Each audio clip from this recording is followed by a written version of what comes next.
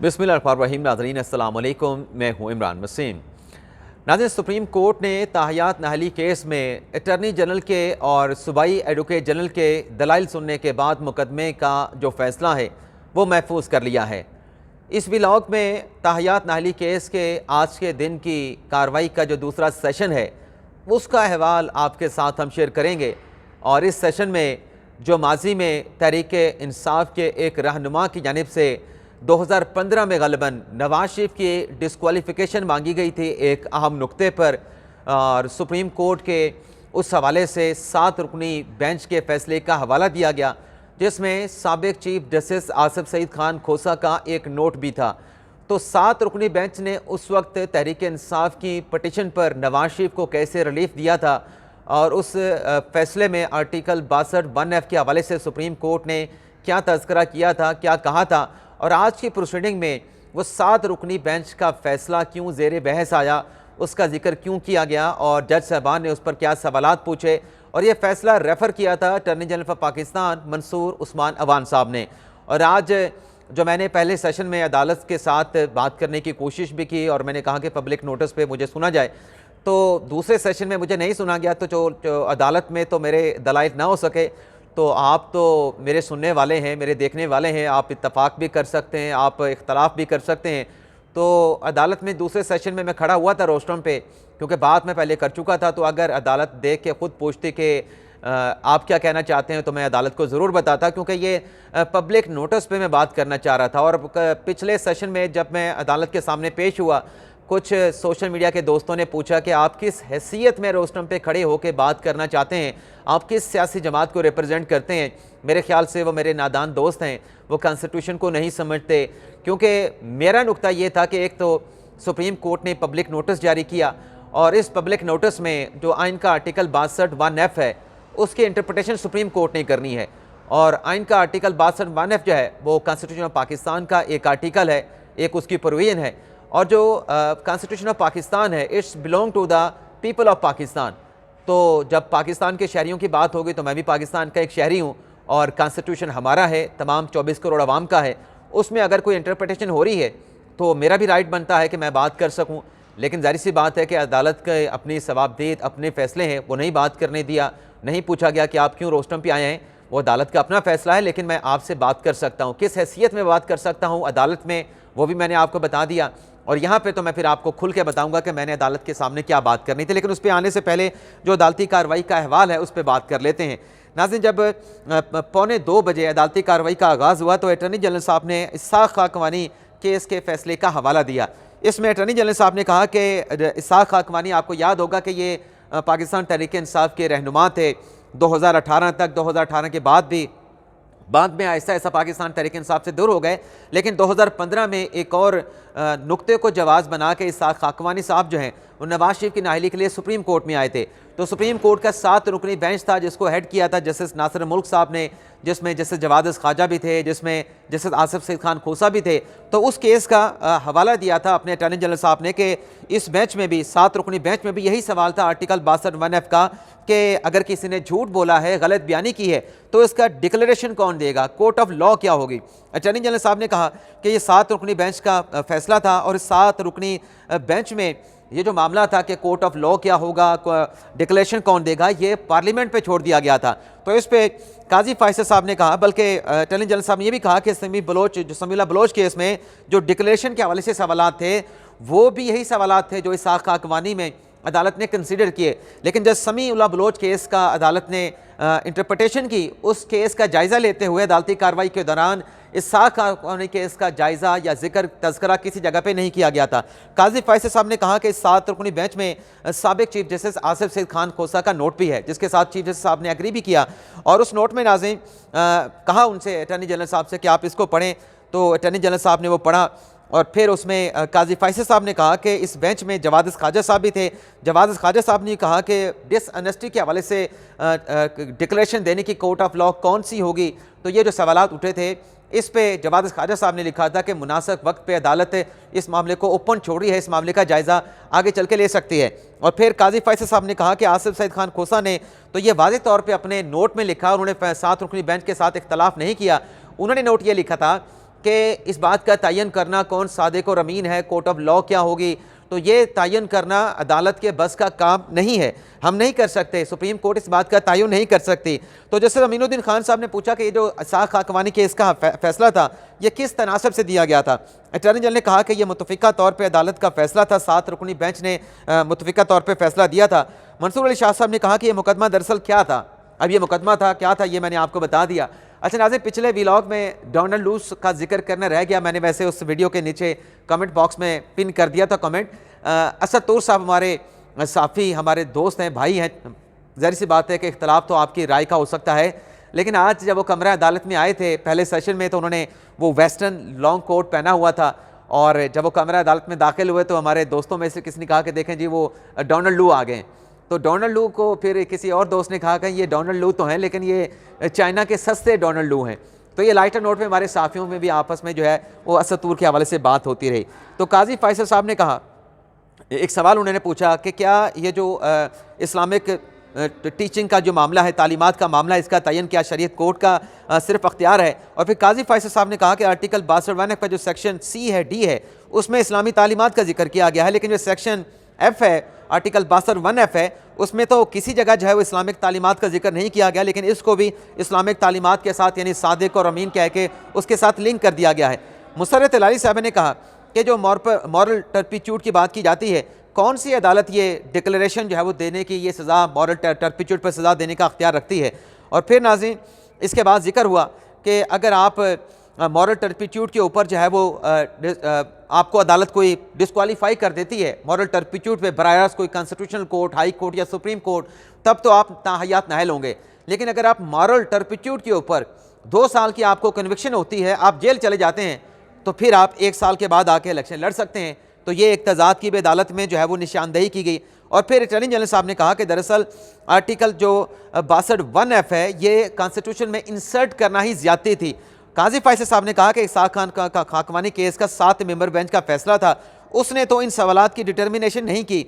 फिर जो Samiullah Bloch case था वो तो केस का जिस बेंच ने फैसला सुना या केस सुना वो 5 रुकनी बेंच था, और उसमें समीउल्लाह अपने जो इसाक खाकवानी केस में उसमें आसिफ सईद खान खोसा साहब ने नोट भी लिखा था। तो जो 5 रुकनी समीउल्लाह बलोच केस का जो बेंच था वो 7 रुकनी बेंच के फैसले को कैसे नज़रअंदाज कर सकता था। उस पूरी प्रोसीडिंग में तो इसाक खाकवानी केस का फैसला किसी जगह डिस्कस नहीं किया गया। और काजी फैसल साहब ने कहा कि जो आपने आसिफ सईद खान खोसा का नोट पढ़ा है, मैं तो उसके साथ डिसएग्री नहीं करता, वो तो बातें उन्होंने बिल्कुल ठीक लिखी हैं। और फिर काजी फैसल साहब ने कहा कि पार्लियामेंट हमसे बेहतर समझती है, उन्होंने बेहतर समझ के आर्टिकल 62(1)(f) को जिस तरीके से ट्रीट करना था पार्लियामेंट ने ट्रीट किया। और पार्लियामेंट अवाम के नुमाइंदे हैं, पार्लियामेंट कह सकती है कि 7 मेंबर बेंच के फैसले पे यानी इसाक खाकवानी केस में जो 7 रुकनी बेंच ने फैसला दिया है उसकी रोशनी में हमने 5 साल की कानून साजी हमने कर दी है, तो अब जो नाहली की मियाद है वो 5 साल होगी। तो इस दौरान नाज़रीन जब ये दलाइल अटॉर्नी जनरल साहब के जारी थे तो शोएब शाहीन साहब तहरीक इंसाफ के वकील रहनुमा अदालत में पहुँच चुके, बैठ के आके सीट पर बैठ गए। मंसूर अली शाह साहब ने कहा अटॉर्नी जनरल से आप क्या कहते हैं कि मामला क्या किया जाए, पार्लियामेंट पर छोड़ दिया जाए। तो काजी फैसल साहब ने अपने रिमार्क्स में कहा कि ये क्यों हम समीउल्लाह बलोच केस में फंस गए हैं, किसी ने इस खाकवानी केस का खाकवानी को फैसला नहीं पढ़ा, सवालात उठाए गए लेकिन उनको नज़रअंदाज कर दिया गया। इसाक खाकवानी केस में समीउल्लाह बलोच केस का फैसला देते हुए ये कोई पुराना फैसला तो नहीं है, इसाक खान खाकवानी केस का जायज़ा समीउल्लाह बलोच केस में क्यों नहीं लिया गया।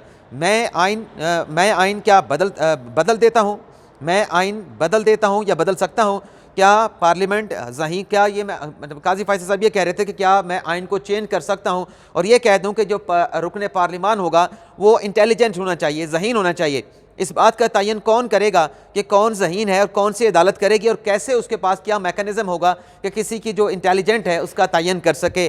तो इस पर काजी फैसल साहब ने कहा कि यह भी हो सकता है कि आज जो बेईमान है वो कल ईमानदार हो जाए, जो आज ईमानदार है वो कल बेईमान हो जाए, तो ये चीज़ें तो चेंज भी हो सकती हैं।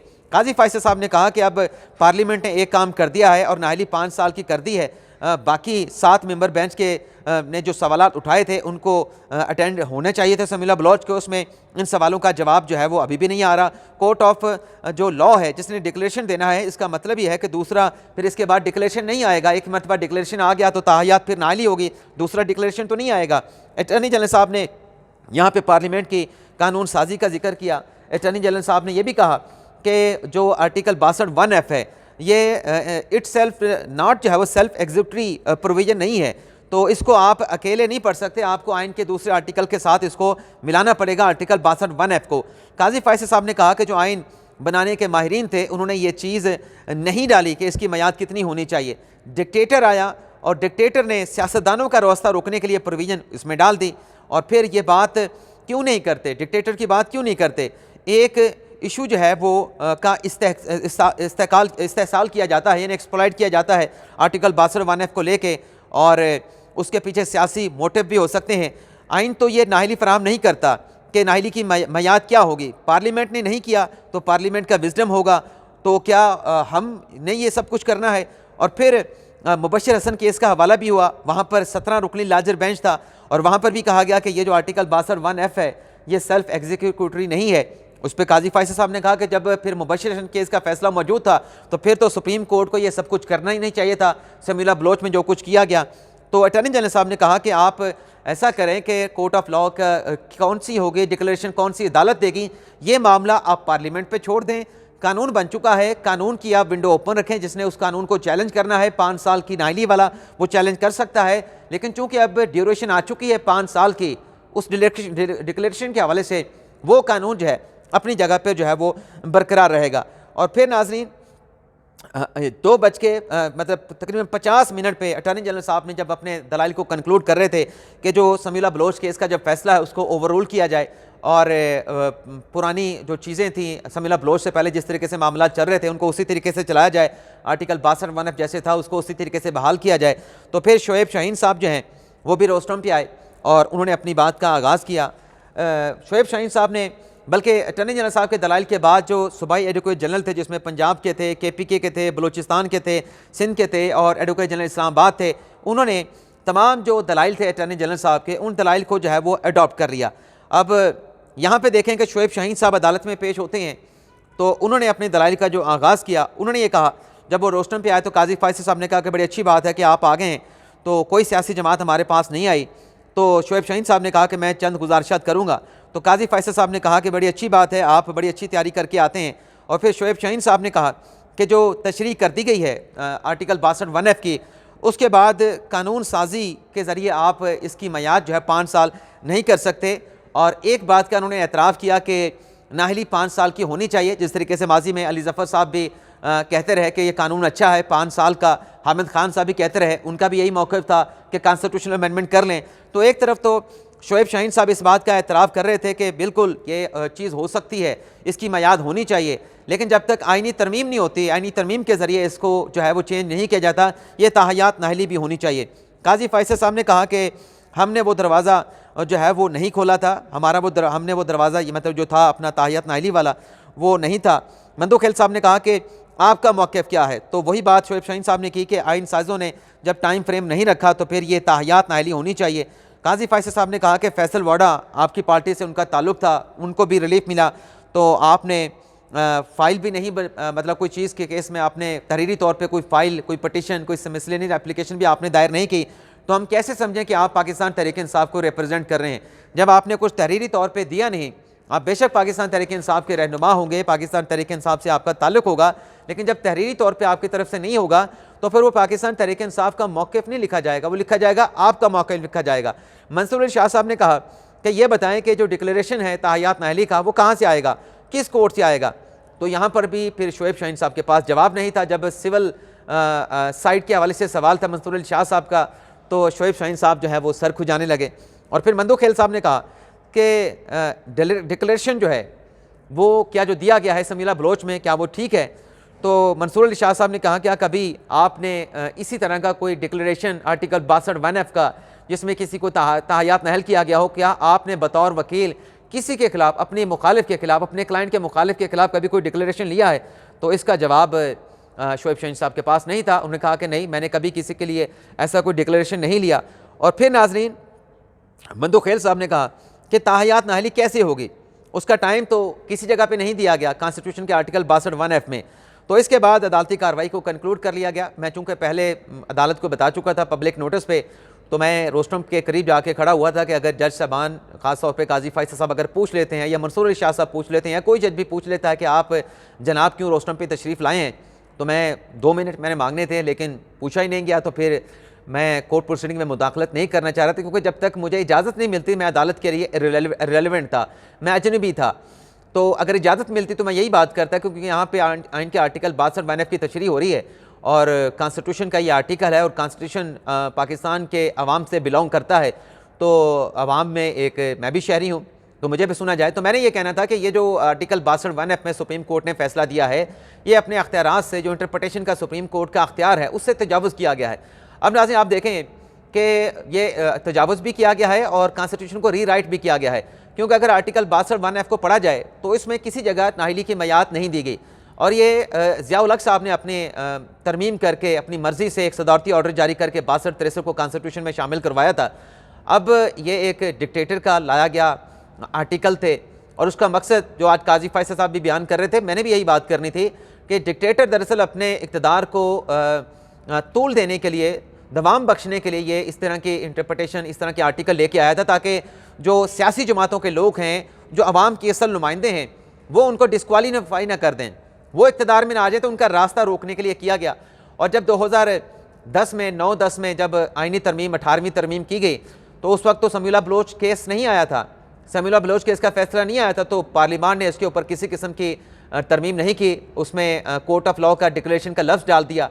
लेकिन उसके बाद फिर समीउल्लाह बलोच केस का फैसला आ गया। तो मेरी इसमें इंटरप्रटेशन ये थी कि जब आइन के आर्टिकल 62 में कोई मियाद नहीं दी गई तो फिर सुप्रीम कोर्ट ताहयात नाअहली कहाँ से ला सकती है। ताहयात आप किसी डेरिवेशन की इंटरप्रटेशन तो तब कर सकते हैं जब कोई नुक्ता वहाँ पे मौजूद हो, उसकी आपने तशरीह करनी है। जब आर्टिकल 62 में ताहयात नाअहली का नुक्ता कहीं मौजूद ही नहीं था, तो फिर आसान इंटरप्रटेशन तो ये बनती थी कि चूँकि कोई मियाद नहीं दी गई आर्टिकल 62 में, 63 में जो दी गई हैं वो अपनी जगह पे हैं, लेकिन चूंकि सुप्रीम कोर्ट को कहना चाहिए था या इस तरीके से इंटरप्रिटेशन हो सकती थी कि चूंकि पार्लियामान की जो मियाद है वो 5 साल की होती है और यहाँ पे कोई मियाद नहीं, तो जब तक पार्लियामेंट इस पे कानून साजी नहीं करती कि कोर्ट ऑफ लॉ क्या होगा, कौन सी होगी डिक्लेरेशन, कौन सी अदालत देगी, तो तब तक ये जो नाअहली की मियाद है इसे पार्लियामेंट की मियाद के साथ जो है वो समझा जाए कि 5 साल की अगर पार्लियामेंट की मियाद है, सेनेटर की 6 साल की मियाद है, तो उसके साथ इसको पढ़ा जाए कि ये सिर्फ एक टर्म की डिस्क्वालिफिकेशन होगी 5 साल की और सेनेटर की 6 साल की। क्योंकि जो पार्लियामेंट मुंतखब होती है वो ताहयात तो मुंतखब नहीं होती, 5 साल के लिए मुंतखब होती है। तो जब पार्लियामेंट 5 साल के लिए मुंतखब होती है तो ताहयात नाअहली कहाँ से आ सकती है। आपने फिर वो मियाद देखनी थी पार्लियामेंट की, सुप्रीम कोर्ट को देखनी चाहिए थी कि पार्लियामेंट की कितनी मियाद है। पार्लियामेंट की मियाद के ऊपर फिर इसकी इंटरप्रिटेशन होनी चाहिए थी, जो कि उस तरीके से नहीं की गई। और फिर सब्सिक्वेंट जो सुप्रीम कोर्ट ने जो चीज़ देखनी थी कि अब इस केस में सुप्रीम कोर्ट ने जो देखना है वो ये है कि अब चूँकि कानून आ चुका है 5 साल की नाअहली के हवाले से सेक्शन 235 इलेक्शन एक्ट का, उसके बाद ये है कि प्रैक्टिस प्रोसीजर केस के फैसले के बाद वो जो एक वैक्यूम था, आप देखें ना आर्टिकल 184(3) में राइट ऑफ अपील नहीं था, लेकिन प्रैक्टिस एंड प्रोसीजर एक आम कानून साजी के ज़रिए, एक सिंपल लेजिस्लेशन के ज़रिए वो राइट ऑफ अपील कन्फर कर दिया गया लोगों को। तो वहाँ पे अगर राइट ऑफ अपील हो सकता है तो यहाँ पर भी एक वैक्यूम था कि मियाद कितनी होगी, तो वह मियाद अब पार्लियामेंट ने फराहम कर दी है। सुप्रीम कोर्ट ने या तो ये करना है इस केस में कि जो फैसला है समीउल्लाह बलोच केस में उसको या तो ओवर रूल करना है या अपना फैसला विड्रॉ करना है। इसके अलावा सुप्रीम कोर्ट मेरे ख्याल से, ये मेरी राय है कि ये फैसला होना चाहिए। बाकी मुमकिन तौर पे फैसला जजेस के रिमार्क से तो लगता है कि 5 साल की नाअहली के ऊपर जज साहबान जो है वो इसी किस्म का फैसला आएगा, और जज साहबान ने कहा कि आज नहीं लेकिन जल्द इस केस के हवाले से मुख्तसर फैसला सादिर फरमा दिया जाएगा। तो देखते हैं कब आता है। इसके अलावा नाजरीन, सेनेट में आज बड़ी अजीब व गरीब करारदाद जो है मंजूर की गई कसरत राय के साथ कि जो 8 फरवरी का इलेक्शन है वो मौसम सरमा की वजह से, मौसम सरमा की शिद्दत की वजह से मुलतवी किया जाए। इसकी नून लीग ने मुखालफत की है। नून लीग के साथ जो वज़ीर इत्तलात व नशरियात हैं मुर्तज़ा सलंगी, उन्होंने भी जो है इसकी मुखालफत की है। इसके अलावा नाज़रीन कुछ दीगर खबरें भी हैं जिनकी तफसीलात फिर नेक्स्ट व्लॉग में आपके साथ हम शेयर करेंगे कि नॉमिनेशन पेपर के हवाले से क्या फर्दर डेवलपमेंट्स हुई हैं, उसकी तफसीलात। और पाकिस्तान तहरीक इंसाफ ने पिछले 24 घंटों में एक बड़ा यू टर्न लिया है। वो यू टर्न क्या है, इमरान खान साहब का यू टर्न है, उस पर भी हम बात करेंगे। इजाज़त चाहते हैं नाज़रीन, अल्लाह हाफिज़।